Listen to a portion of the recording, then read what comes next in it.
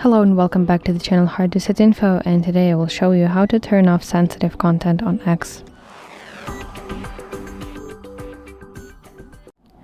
So actually I've had the problem that from my mobile application I didn't see some of the functions, and what I did is I opened my browser, opened the official website of X that is called x.com, signed into my account and tried to do that from my browser, and everything worked for me.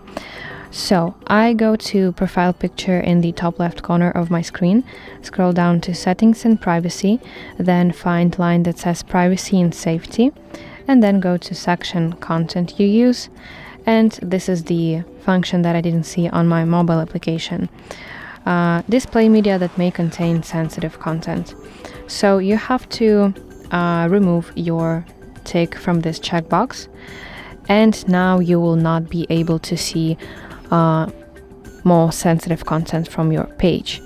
And also, if you want to disable sensitive content from your searching bar when you search for something on X, then you want to go to search settings and put this tick in this checkbox next to hide sensitive content line.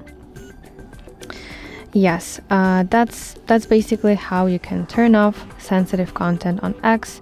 I really hope that you find this video helpful, and if so, please like it and subscribe to our channel for more content like this.